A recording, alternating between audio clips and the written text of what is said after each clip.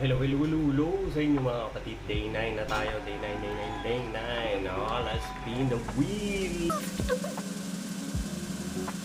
Ang lalabas. Ano yan? Walk around and greet everyone we pass for 10 minutes. Inang, ang hirap nito.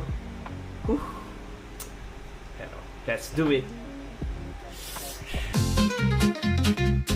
Guys, nasa Barangay San Nicolas tayo ngayon. Dito tayo mag-hello, mag-hi. Ayan.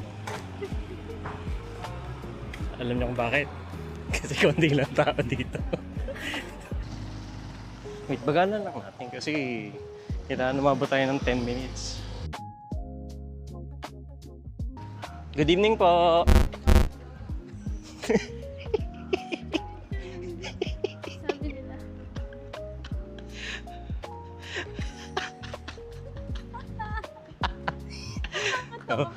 Okay, yung pinakauna. Hindi nila alam yung gagawin nila. Hindi sana yung mga tao na binabati paggabi kasi magmumukha kang adik. Medyo iba na yung hatak sa tiyan ko. Hindi ako makatingin sa kanila. Buti na lang walang tao. Ayun, meron.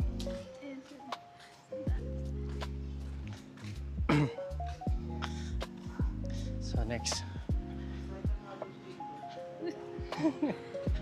Good evening po. Ano lang, challenge ko lang. Magbabati lang sa mga tao sa labas. Thank you. Thank you. Good evening, Nay.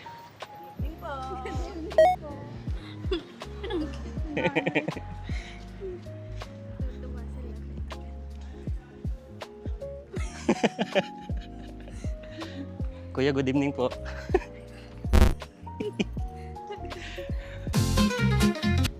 Iba talaga yung nararamdaman ko sa tiyan ko. Good evening po.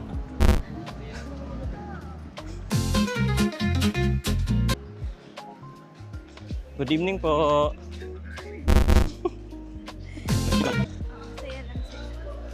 Good evening sa inyo. Parang ikaw yun nandun sa ano ah. Parang ikaw nandun sa kahapon ah.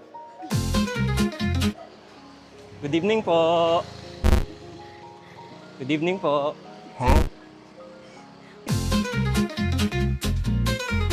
Good evening po.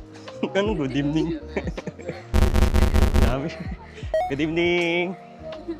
Wait lang, babalik kami. Hirap. Good evening po. Konti na lang.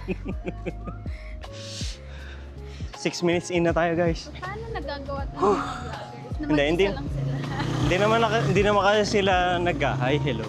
Alam mo yan. Hindi sila nag-greeting. Ano lang, kanya-kanyang business. Pero since social skills. Good evening po. Alam ko na ang training dito. Yung fear of rejection.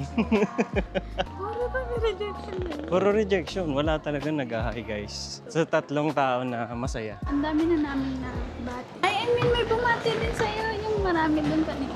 Alin? Ayaw nga, good evening, sir. Pag mga kabataan yan, peace. Good evening po. Konti na lang, ilang minutes na lang. 2 minutes. Good evening po.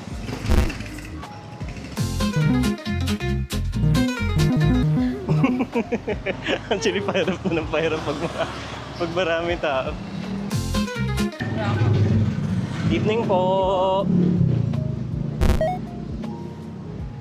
Ayan, madilim na. Wala na kayo makikita dito.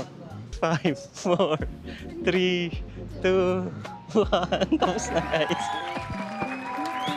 Buti na lang hindi ko sinabing magiging madali at easy lang to kasi to lang sobrang hirap niya. Kung gusto niyo maka-experience ng rejection so many times, paulit-ulit, parang hindi kayo pinapansin, try nyo mag-greet sa ibang tao. All throughout, sobrang malaking challenge about rejection. Yan, paano siya iti-take? Ako naman, iniisip ko na may sarili-sarili silang business. So, interaction with other people is always a privilege kasi you're not entitled to have someone's attention on you or sagutin ka nila or ibalik nila yung ginagawa mo. Kung mag-hi ka, dapat nag-hi din sila sa akin. Hindi. I know na maraming problema yung mga tao. Yung isa nga nakasalubong namin, na-realize ko nung nag-good evening ako sa kanila na parang may iniinda isang couple doon. Yan. Things like that, I should have been sensitive. Yan. May mga natutunan din ako. And ayun nga, sa challenge na to, umikot lang yung tiyan ko. Kasi sobrang hirap niya. Ito na talaga yung nag-challenge ng social skills ko kung gagawin ko ba talaga o hindi. Kailangan talaga pag mga ganito, may kasama ka kahit papano to alleviate the struggle. Kasi ang hirap talaga na. Sa totoong buhay, no man is an island, guys. Huwag niyong hayaan na gawin niyo lahat mag-isa kasi malungkot yun. Unang-una, maganda may mga kasama kayo. Diba? Kahit isa, dalawa lang. Kasi malungkot sa buhay pag mag-isa lang. And more importantly, mas mahalaga kung kasama niyo si Lord sa buhay niyo. So yan, tapusin na natin. Habol ko lang pala guys, sa day 9, ito yung isa sa pinaka challenging para ituloy pa yung 30-day challenge. Dito ko naramdaman na ayoko. Magpapabukas ko lang yung social battery ko talagang babagsak na ako. So sa mga tao na challenge din yung sarili nila, keep it up guys. See you.